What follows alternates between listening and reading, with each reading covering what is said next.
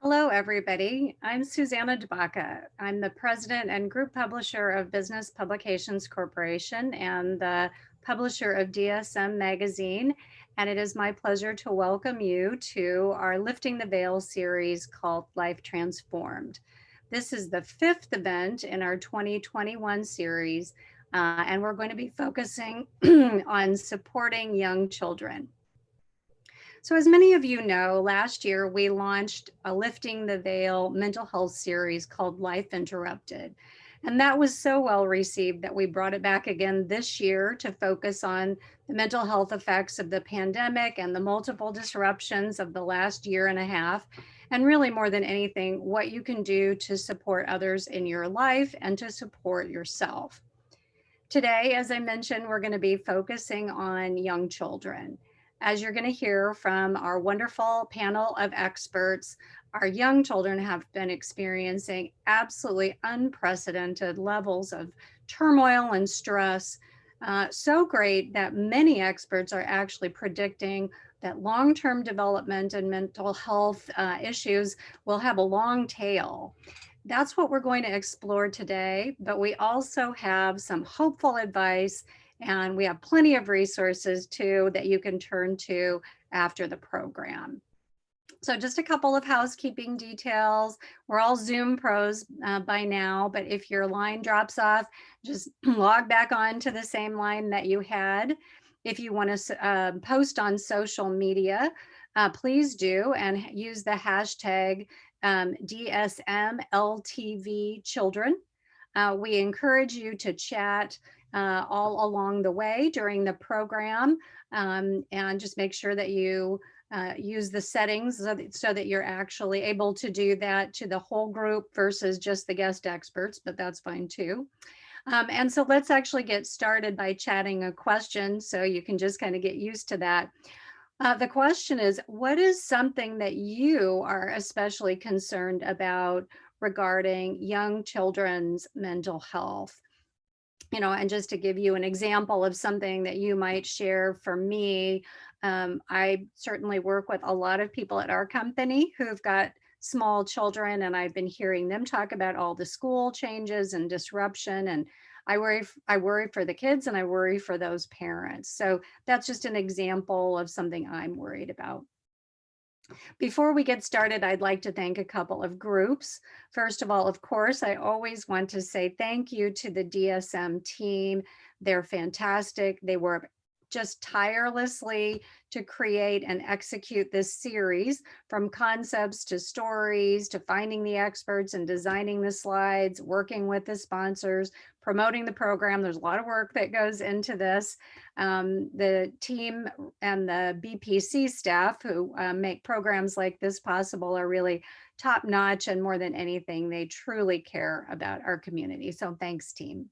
Really appreciate you.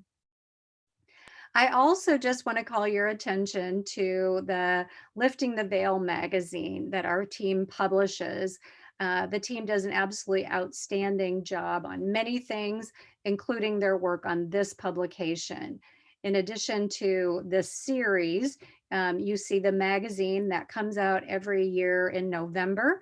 And if you haven't gotten last year's version, there's the link, and we'll tell you more about this year's version, which is going to come out and actually be unveiled at our next program in November.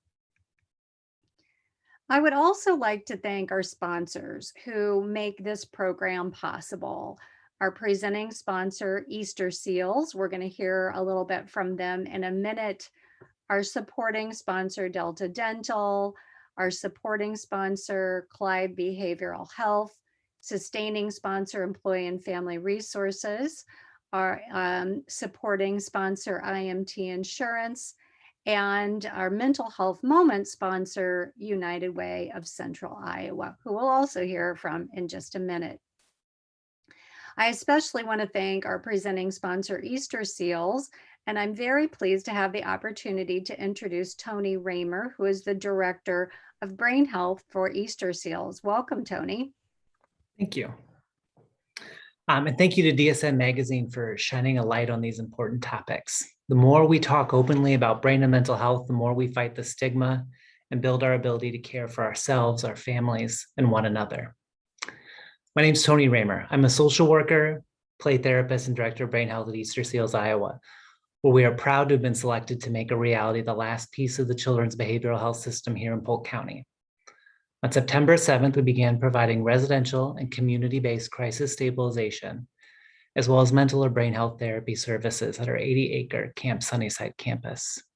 In these 6 short weeks, we've seen the importance and positive results that can be achieved in short-term services for families experiencing a brain or mental health crisis here in Polk County. If you or a loved one finds yourself in need of additional support during crisis, please call the resource and referral line at 515-288-0818. Again, that's 288-0818 to get connected. Crisis stabilization services have become an indispensable support for families, but the system building work is not done here in Iowa.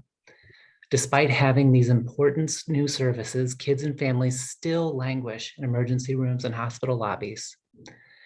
When they return home, a lack of providers in Iowa means an 8-week wait for an appointment is not unusual here in Polk County, and it's worse in the rest of the state. We simply do not have enough social workers, counselors, and therapists to meet Iowa's needs and do not graduate enough each year to meet the coming retirement of our mentors. I invite you all to contact your legislators, send them an email, and amplify the advocacy of coalitions like CAMI for Kids in promoting a thriving mental health system here in Iowa. Thank you. Thank you, Tony. Thank you to Easter Seals. And I think your comments about the provider shortages are echoed even in the chats about just access to resources, including qualified and trained providers and counselors who can help our children and adults as well. So I would now like to introduce our friends at United Way of Central Iowa. They are hosts for our mental health moment today. I think many of you know that United Way of Central Iowa has been a tireless advocate for mental health in our community for many, many years. And we're going to see a video from them now. Hello, I'm Erin Drennan, Community Impact Officer with United Way of Central Iowa. On behalf of our organization, we are proud to be a recurring sponsor and supporter of DSM's Lifting the Veil series and sharing a mental health moment with you. In my role at United Way, I oversee our work in community partnerships in essential needs and health and well-being, 2 of our 5 elements of a thriving community. Children's mental health is a great example of how each of the 5 elements, which are essential needs, early childhood success, education success, economic opportunity, and health and well-being, are deeply interconnected. Mental health impacts social, emotional, and cognitive development and is a foundation for a healthy life, healthy community, and a healthy state. When we ensure children's mental health needs are met, they are more likely to do better in school, graduate, and be healthy, productive adults in our community. The unique thing about United Way is how we bring together local nonprofit organizations, key experts, community leaders, the corporate community, policymakers, and people with lived experience to identify key challenges, agree upon strategies, and all work together in a united way to make progress. The Coalition to Advance Mental Health in Iowa for Kids, also known as CAMI for Kids, represents more than 70 statewide organizations urging policymakers to fix the patchwork of services that's putting our children's overall well-being at risk. A comprehensive children's behavioral health system will meet the unique developmental needs of children and their families and allow families to know where to turn when they need help. Children's mental health is a critical building block for a future workforce and strong economy. United Way is proud to advance its support and advocacy to ensure everyone in our community can have the opportunity to thrive. Thank you again to United Way of Central Iowa for all their work and for that mental health moment. So here's how today's program is going to work. I'm going to introduce our guest experts, and then I'm going to share an audience question via video. Our experts are going to have a chance to answer that question and discuss some tools and techniques to help you, our viewers. And then we're going to take several questions repeating the same format. We'll have an opportunity to give you some resources before you leave, as well as some closing thoughts from our panelists. And so I'm now very pleased to be able to introduce our guest experts. Our first guest expert is Kelly Betsworth. Kelly has served Child Serve since 2017. In her role as behavioral health manager, she partners with program directors and leadership team members to develop and grow mental health services. She has been serving children and families in Iowa for over 17 years. Hi, Kelly, welcome. She's gonna wave. Thanks for having me.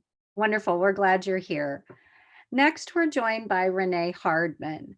Renee is the CEO of Big Brothers Big Sisters of Central Iowa, and she's also a West Des Moines City Council member. She has more than 25 years of executive level human resources experience, including being the Senior Vice President of HR for Bankers Trust, and she's served as a board member for numerous nonprofits. She's really here lending her expertise today in working with kids, especially those from underrepresented communities, in her role at Big Brothers Big Sisters. Hi, Renee, welcome. Hi there. Hi there, good to be here. Excellent, good to see you.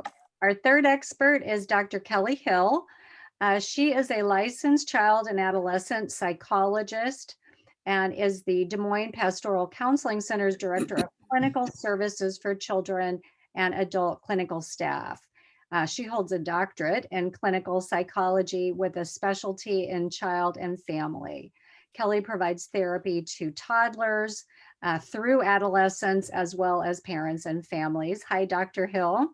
Hi, good to be here. Welcome back. Thank you. And our final guest expert is Amanda Rivera, who is a school-based mental health therapist at Orchard Place, which is the oldest locally based charity in Des Moines. And obviously, as many of you know, provides mental health treatment and expertise for Iowa's kids. Amanda has a degree in social work and various clinical license certifications in domestic violence response, sexual assault response, and as a family specialist. So hello, Amanda, welcome.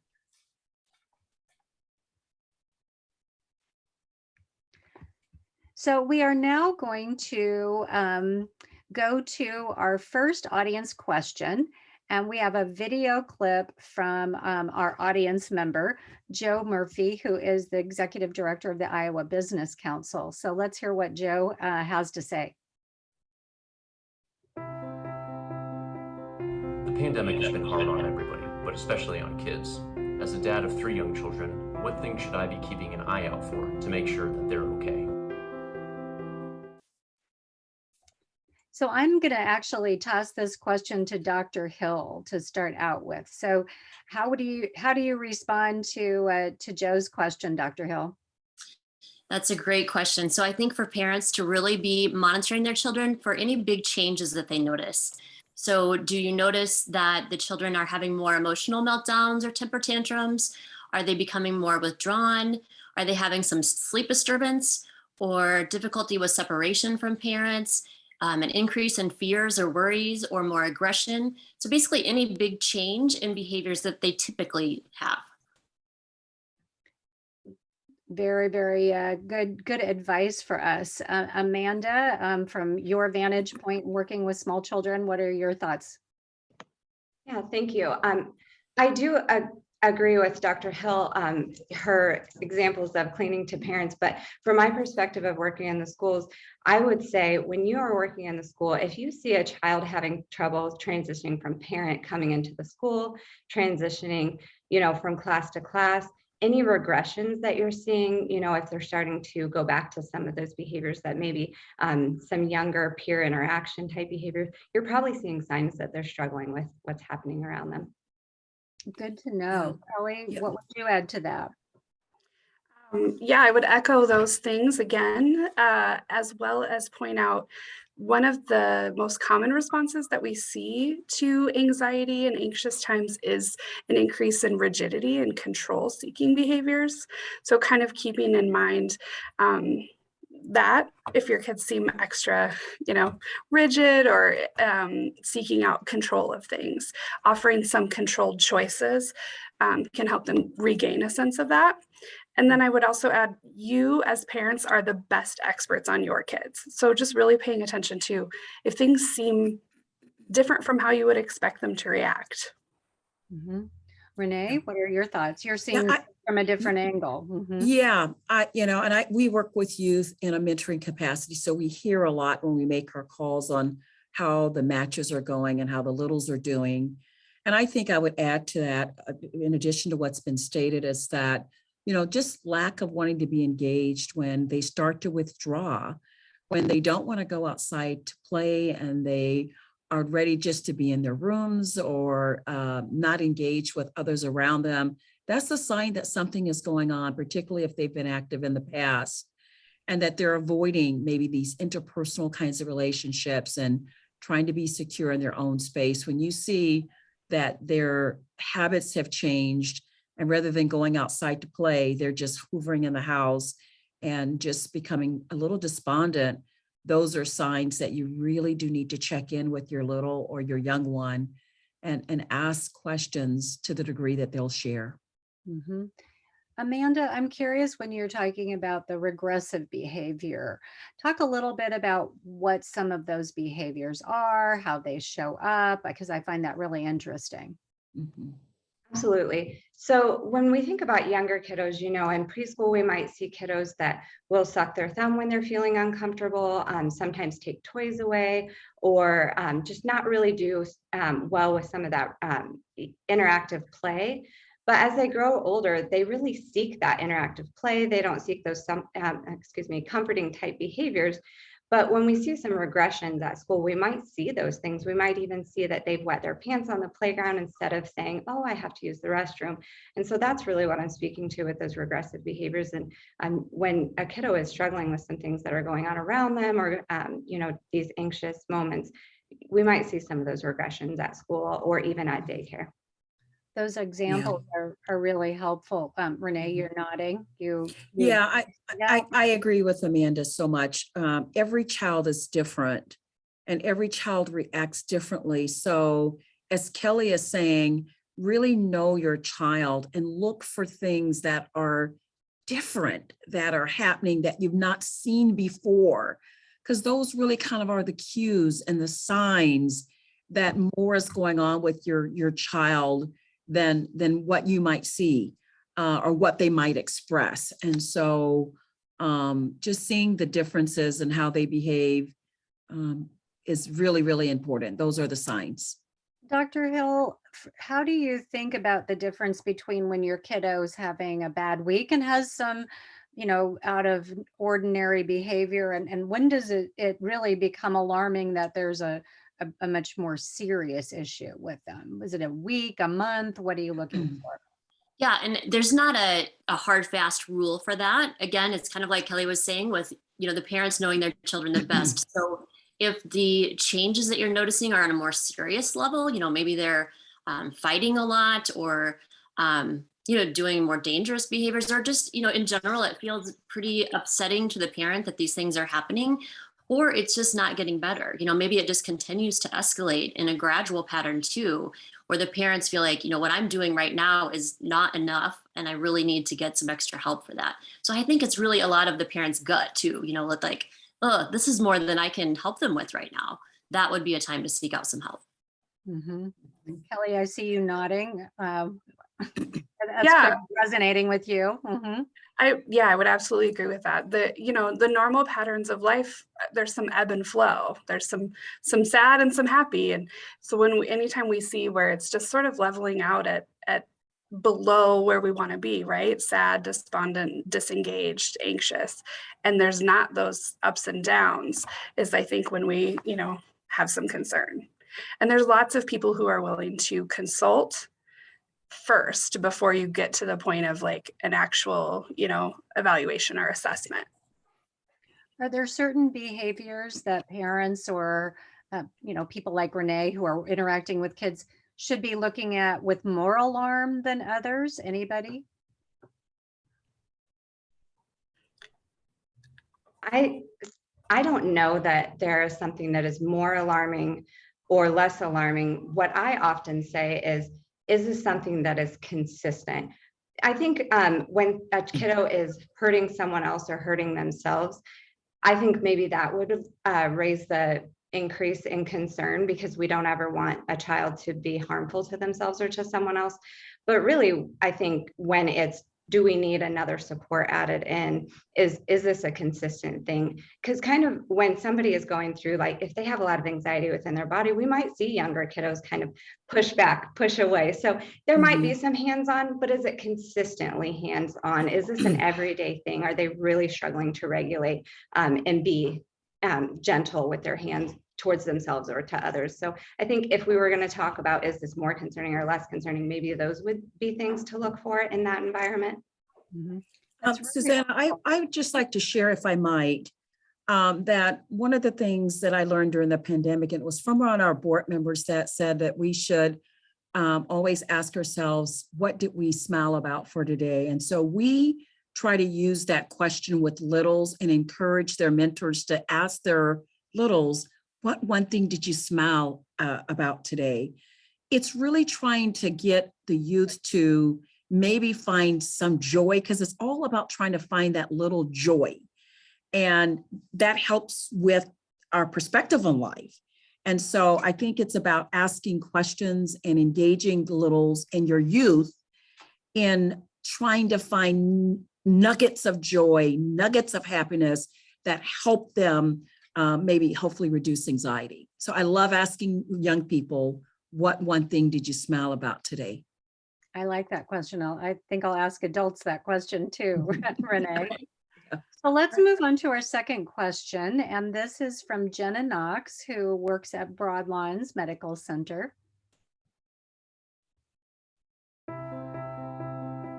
How can parents best help their young children navigate the many stressors that have emerged from the constant changes in their school situation, such as virtual learning, interruptions to the school year, and debates over mask wearing and safety protocols? It is a great question. I mean, we're kind of moving from what were the behaviors to now, okay, the sources of stress and change. Kelly, let's start with you on this question. Yeah, I think there are a lot of things that we can do to help our kids. The number one thing is really paying attention to how we're doing as adults. Our kids take their cues from us as far as how to cope with the things that are going on. And so it's important to keep in mind that this past year and a half has been really hard on everyone. We need to, figure out ways to acknowledge our feelings, cope with them, build coping routine into our family structure, so that everyone can begin to talk about their feelings and feel validated. That's excellent. Renee, let's go to you on this question. Kids are navigating all these stressors. When they come to you, you're maybe hearing about school or different things. How can we help navigate? Yeah, I think Kelly also said it best, is that we really need to be careful of what we're emanating and what we're putting into the atmosphere, because our young people are absorbing the stress and anxiety that their parents or their guardians or who's ever, responsible for their care. And so as a parent or as a guardian, I think it's really, really important that you kind of check your anxiety to the degree that you can. And when you're with that young person, really give them undivided attention to the degree that you can. I know we live busy lives, but take time every day to have one-on-one time with that little, even if it's for 15 minutes or 20 minutes, maybe it's after supper when the dishes are washed, sit on the couch or sit on the floor and just be present with that, the young person, just so they have that undivided love time with a caring adult, because their lives are spinning in circles and going in all directions. And I think it's comforting and soothing when a loved one or compassionate one gives some uninterrupted time, even if it's 15, 20 minutes in a day. That's great To advice. cuddle, to talk, to just hold hands, or just to be close, or to play with a pet. It doesn't have to be structure, just presence together. Mhm. I love that. Dr. Hill, what are your thoughts about this question? How do you help navigate?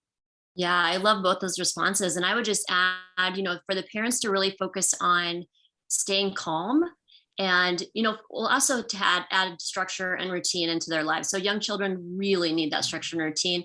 And because so many things outside of the parenting control are changing all the time with the pandemic, it's important to have that in your home as much as possible and to kind of prepare children when there is going to be a change.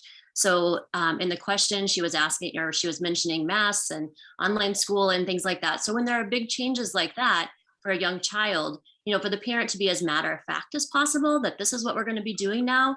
And, maybe to practice with the child about what that change is going to look like. And for the parent to be as positive of a role model as possible, no matter what their opinions or emotions are about the change, they're, showing the child that this is possible. We can do this. Mm-hmm. Yeah, I think I think adults need that, and children need it even more. We don't always deal well with uncertainty, so knowing what that road ahead is going to look like really, really helps. Amanda, what are your thoughts about that? What tips do you have for parents?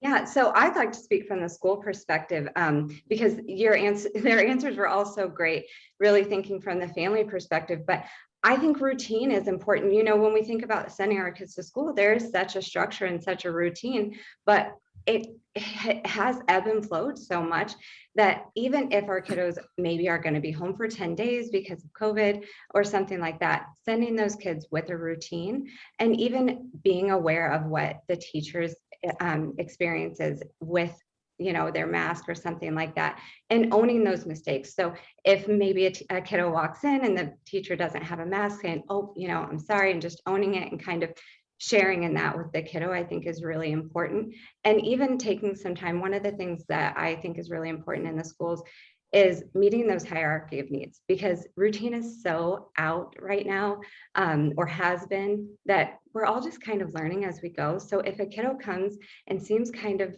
off or something is wrong, let's check in. Did they get enough sleep? Did they get a snack? Do they need a snack? Can we set aside some time for those snacks? Because if we're not meeting those basic needs, we can't really meet the academic needs.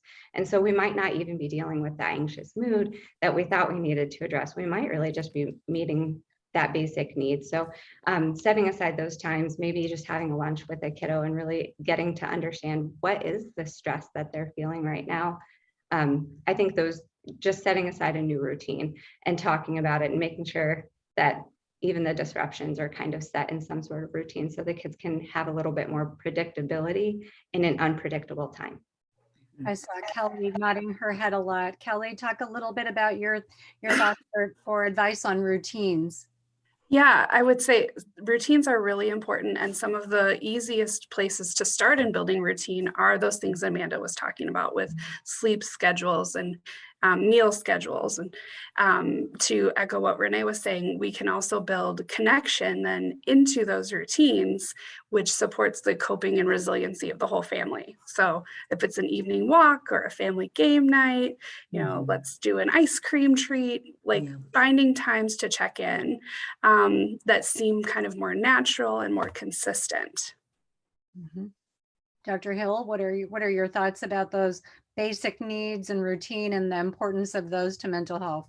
Yeah, I completely agree. And what I was thinking as we were just talking here is, another thing that young children can really benefit from routine is to have it posted even, so have a picture chart of what the day is going to look like so they can actually refer to that and see to that, because they're, don't always remember how things flow. So it's something easy that they can look at, put it on the refrigerator so they know, let's say for that connection time, they know that they're going to get that because they see that on the, on the schedule for the day, and so that they can look forward to that as well. Mm-hmm. Renee, and I think also, yep. Mm-hmm. Yeah, I think just also when your child or a little is having kind of an off day, it's okay to say it's okay not to be okay today, but we're going to work through it and we're going to try to make tomorrow a better day. So kind of just acknowledging that it's okay not to be okay today, but let's talk about how we can make tomorrow better. Because even as adults on this panel, I'm sure we've had days where we have not been okay. But our friends and our colleagues say they give us grace, right? They give us grace because maybe tomorrow will be a better day. So I feel better when I have permission that my day may not be the best. It feels affirming that someone says you're going to be okay. And I think our young people need to hear that as well. We're having a bad day, but let's talk about how we can make tomorrow better. You're okay. And I think for parents, Renee, if you have the best intentions for a routine, or you don't get that snack for your kid on one day, it's okay. The next day you can get back on track. So you can always start again, even if things don't go exactly the way you had that you'd planned. We know about best laid plans, don't we all? Absolutely. Okay, well, we have another fantastic question by Leslie Canaday. So let's go to that one and keep going. What unique challenges do kids and parents from traditionally underrepresented communities face that affect their mental health? Okay, we're going to start with Amanda on this one. What are your thoughts?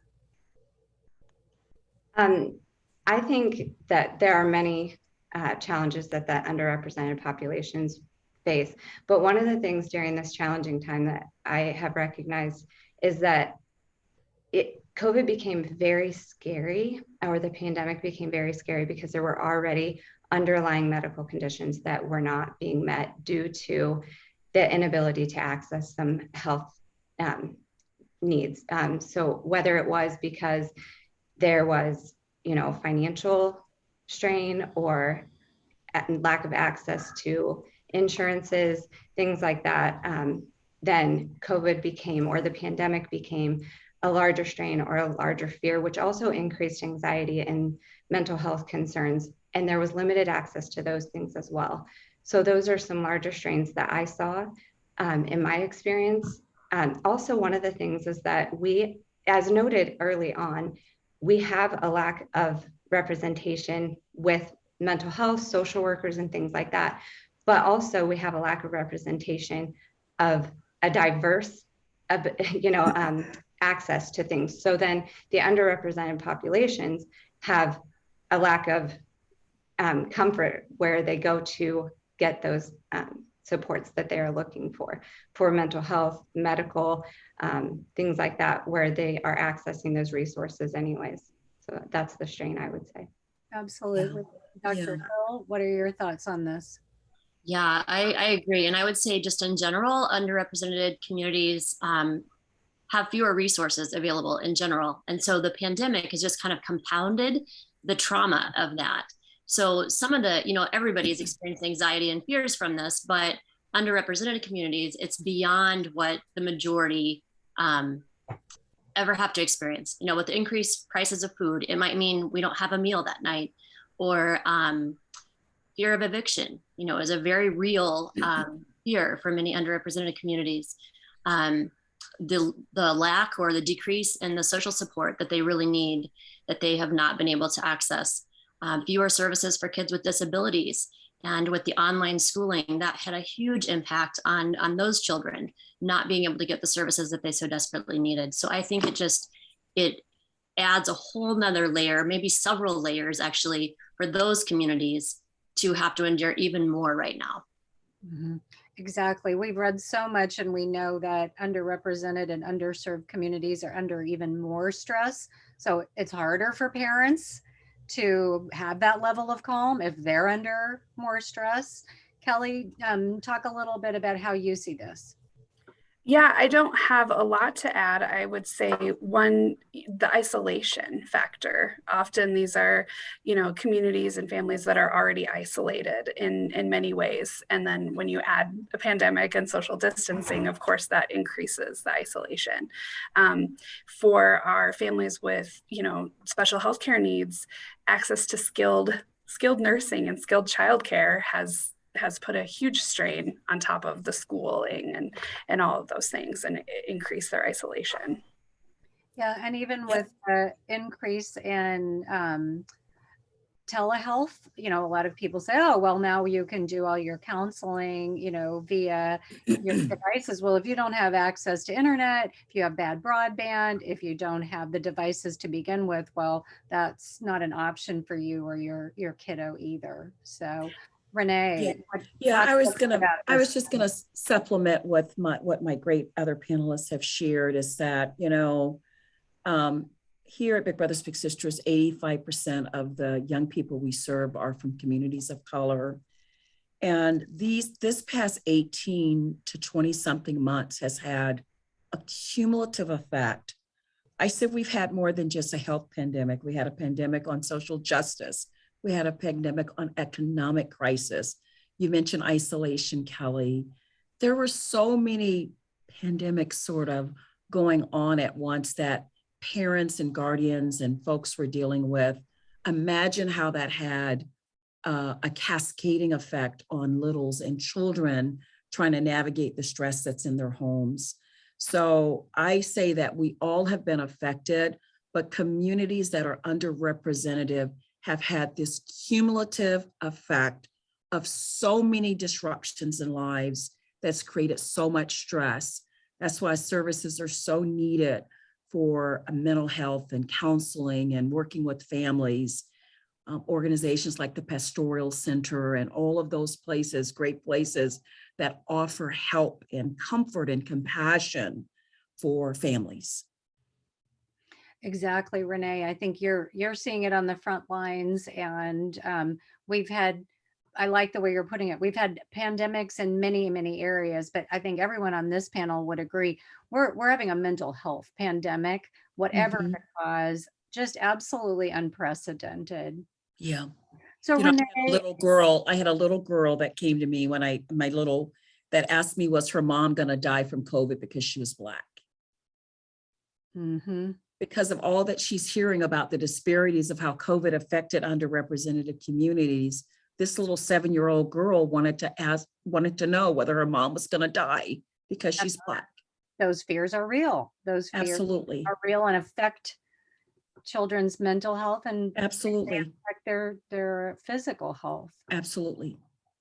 So Renee, I know that one of the programs you've introduced this year, you know, there's mental health, there's self-esteem, all these things kind of get wrapped up together, but you're looking at very specifically at empowerment and self-esteem around young girls. So Yeah. talk a little bit about that program. I know that our viewers would love to learn more. Why did you decide to do this? And you know, Well, thank you. There is a book, and I'm just going to try to show it, and it's called I Am Enough. It's probably my favorite book. I love it because of the cover, and I love it because of the words of inspiration that it's in the book. And prior to the pandemic, I bought this book, and I wanted to start a pop-up mentoring program for young girls that are 9 to 12 years of age that help pour into their spirit that they are enough. Because I think that's where anxiety also is that children with the Instagrams and Facebook and all the things that they use, they're not feeling they're enough. They're feeling they're too much comparing themselves to others and whatnot. So we started a program here at Big Brothers Big Sisters called I Am Enough. And we're fortunate to have 30 I Am Enough champions. And Susanna Dabacco is one of those champions. And each month, 3 champions come together along a curriculum to help pour into the psychological needs of this child, to help this child see that they are beautiful, to help this child see that they are worthy and they are of value and that they have strength and fortitude. And so our first session was about, what do you like about yourself? And Susanna and I were both present at the first session kickoff, and one of the girls says, I'm Black and I'm proud. And this is a teeny girl. Yeah. Yeah. And it made my heart sing because here and amongst everything that's going on, she's proud to be Black and she's saying it out loud. And so we had a lot of other good responses as well. So for 12 months, these girls are going to be exposed to some of the most dynamic women in our community that will be in a triad that is going to that's going to impart some knowledge into these little girls that are 9 to 12 years of age. The session on Saturday is going to be about what is your uniqueness And we're going to lead the girls in some discussions about why being unique is okay and all about being enough. So, every little organization has to do its little thing. And there's so many organizations doing so many great things.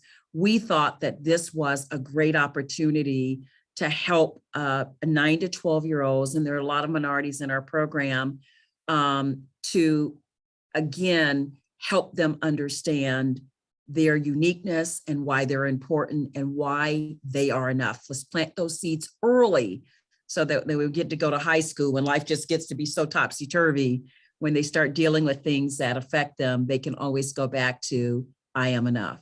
So just happy about this program. Our the adults that are their mentors get to come as well. So we're pouring into their spirit as well as mentors. And I'm just thankful that Susanna DeBacco, along with other folks who are judges and lawyers and dentists and CEOs and bankers and running universities, are all a part of this program. And I don't know about you, but when I was 9-year-olds, I would have loved to have been exposed to 30 of the top wonderful women in this community, just to be in their presence, to grab just a little bit of their spirit so that I can be inspired to recognize that as a young girl, I am enough. Well, I'll tell you, I think when I was 9, I would have just really appreciated having somebody tell me that. I think we don't want to minimize. There are little kids who have really significant behavioral issues, right? That may be chemical, there may be things that they're dealing with, but other panelists, I'm interested in your thoughts about sort of the self-esteem and the affirmation and the role of that in alleviating the kind of stresses that we've seen in the pandemic. Dr. Hill? I appreciate that so much. And we have that book at work. I love it. I just noticed somebody asked the author of that. So I don't know if you want to share that. Grace Byers. Grace Byers. We chatted it in. Yep. Oh, very good. Very good. So I would say it's critical, because if we can build the self-confidence, in this program for young girls, but boys too, to find ways to build that and that they are enough, that will help them right now in these kind of situations to sustain adversity and difficulty, and to know that they're going to get through it. They can have some of those internal needs, those internal resources that are so critical in difficult times, to know this is hard right now, but I have what it takes to get through this.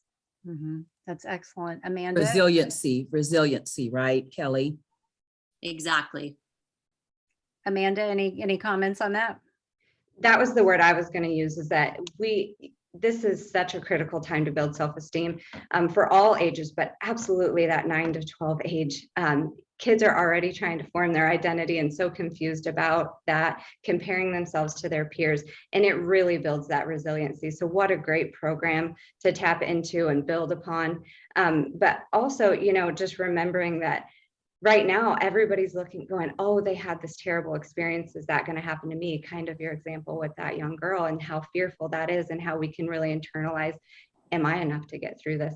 So to Dr. Hill's point, what a great program, and what a great opportunity to really build in some self-esteem. So thank you so much for sharing that. Oh, absolutely. Kelly, any thoughts on self-esteem or self-affirmation and the role in little kids' mental health? Yeah, I would echo, what everyone has said. To me, self-esteem and, I'm enough, as well as it's okay not to be okay, go really hand in hand. If we can build those foundations of self-esteem, that will help kids and eventual teens and adults be able to set boundaries and say, no, I can't take on that extra thing right now, or no, I don't want to participate in that behavior, or whatever it is that they need to do to give themselves the breaks that they need and to take care of themselves, right? But when we question if we're enough and if that's okay, it's a lot harder to set those boundaries. So they really go hand in hand. Excellent. Well, we could just ask questions all day long. These have been great observations and questions, but I do want to share some resources with all of you, because clearly if we have questions, we want to know where to go. So this slide is hard to read, but each one of our experts has given us a list of different resources available here in our community, as well as the links. In our follow-up email, you'll actually receive all of this information. So if you're a parent, if you're an aunt, a friend, and you know somebody who needs resources or a place that they can go for themselves or to send their kids, this is a fantastic and very comprehensive list. So this will be coming your way. And I'm going to give each one of our panelists a little bit of time to think about a parting thought, kind of what they've heard and maybe taken away from today in just a few minutes. So panelists, you can be thinking about that, and I'll make a couple other announcements and comments while you're doing that. I want to let you guys know how you can subscribe to our stunning print publications and invite you to do so. BPC offers DSM magazine and IA magazine. And when you are a subscriber, you get the print publications, and you also get our free digital newsletters, plus special publications like Lifting the Veil, which I told you about, and Inclusion, and many other publications. But you also get invitations to events like this. We'll continue our Lifting the Veil series, virtual series just like this next year. And so if you're wanting to be on the mailing list, this is a great way to make sure that you don't miss out. And I mentioned getting your copy of Lifting the Veil magazine. If you are interested in stories of mental health and you want resources, I really encourage you to pick up a copy. Last year's issue is as relevant as ever. And then we'll have our next one unveiling in November. Our next series, or our next virtual panel, is going to be called Caring for Those Who Care for Our Kids. So experts, it's you. We're going to have a panel all about how you can take care of yourselves, because it's been a tough year for teachers, for counselors, for healthcare providers, for nonprofit people, trying to make sure that you are calm and healthy while you're dealing with kids who are under stress can take its toll. So on November 18th, you're going to be the focus of our program. And we're also going to unveil this newest issue of Lifting the Veil. It's going to have stories about the status of mental health in Iowa, about providers, about some inspiring folks who are working on the front lines of mental health. And I hope that this publication, as in last year's, will inspire you to work to actually reduce stigma, so that you also feel that it's okay not to be okay, to get help if you or friends need it, and then more than anything, so that you continue to be an advocate for mental health in Iowa. So please tune in on November 18th, and we'll show you how to get the new magazine then. So let's go back to our experts now, and we're doing fine on time. So I'll give you guys each a couple of minutes if you want to just give a wrap about, what did you hear that you want the audience to take away? What was something that really struck you? And I'll go ahead and I'll start with Dr. Hill. What are your takeaways? All right. Well, I would say it's kind of a lot to wrap your brain around, but I would say we are all feeling the emotional effects of this long pandemic, every one of us. And I think the most important thing for parents and caregivers to consider in helping the mental health of our young children is to really take care of themselves. So use all the resources you can. Don't have too much pride to ask for help. We're all struggling. We can all use help. So be sure to ask for that when you need it. The most critical thing is for the adults in these children's lives to be stable and present with the young children so that they can model stability, resiliency, and hope for their kids. We will get through this. I love that. We will get through this. Amanda, what are your takeaways or parting thoughts?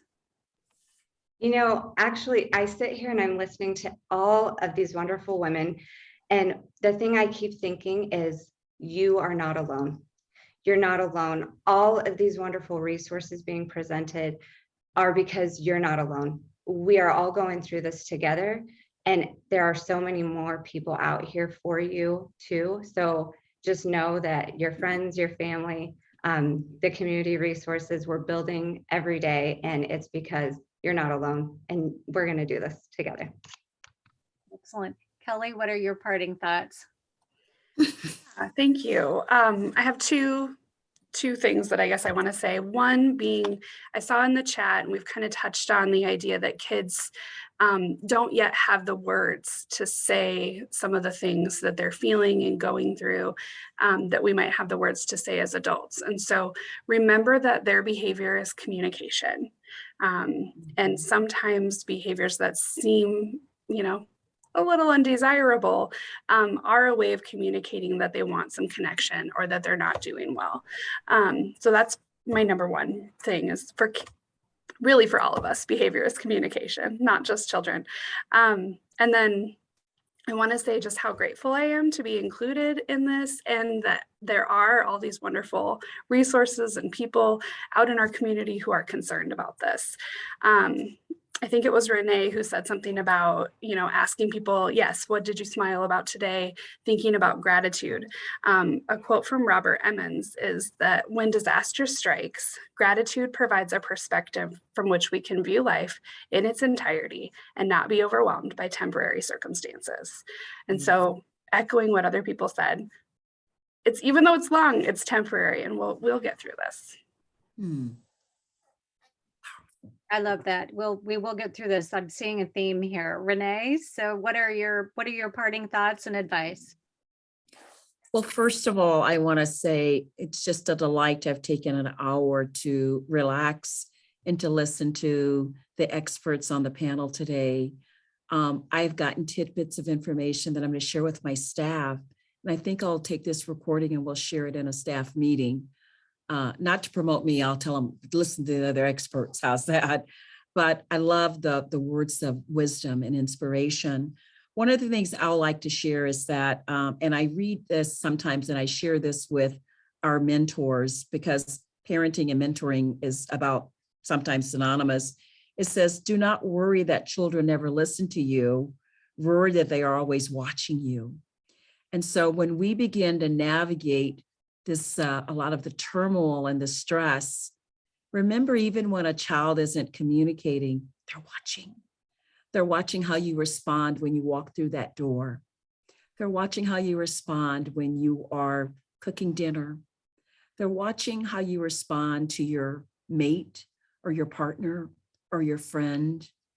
And they absorb anxiety. They absorb if you're tense. They absorb if you've had a bad day.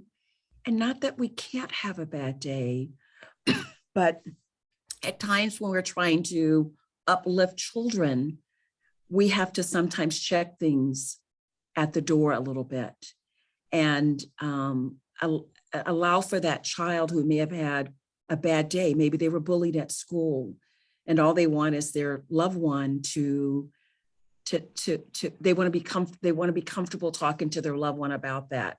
So remember, don't worry if they're not listening to you, worry that they're watching you, and be mindful of what you're putting out in the atmosphere. So we are not perfect human beings. We're not perfect parents. We're not perfect mentors. We're all individuals, but we just have to acknowledge that we're in this journey together and we're going to work through it together. But more importantly, we're going to spend time together. We're going to put down these cell phones. We're going to put down these FaceTime meetings. Yes, Susanna, we're going to put those down. And we are just going to just be connected. And that might be doing a puzzle. It might be going out for ice cream. It might just be looking each other in the eye until one person speaks. But uninterrupted quiet time with your children is critical. It's critical because it's space that they have just with you. So those are the things that I've learned, Susanna, that we're on this journey together. Life's been really rough for us, but we're surviving one day at a time, 1 hour at a time, 1 minute at a time, 1 second at a time. And that's all we can do. This is amazing wisdom. It's good for every parent. And I think it's good for all of us, no matter what. So Thank you so much to all of you. It's been wonderful to spend an hour with you getting this kind of advice. I want to make sure that I thank our sponsors for their support, our presenting sponsor, Easter Seals, and we appreciated your comments, Tony. Our supporting sponsor, Delta Dental, Clive Behavioral Health, which is a division of Mercy One, Employee and Family Resources, IMT Insurance, and of course to United Way of Central Iowa for their mental health moment. We hope to see you at our next and last program for the year in this series on November 18th. As I said, this is on caring for those who care for our kids, plus the unveiling of the 2021 Lifting the Veil magazine. I really want to thank each one of you for tuning in, and thank you for caring about mental health and for working to lift the veil and reduce stigma about mental health. So that concludes our program. Thank you so much for your time. I hope you take 5 minutes before the top of the hour for your next meeting, and you have a wonderful day. Thank you.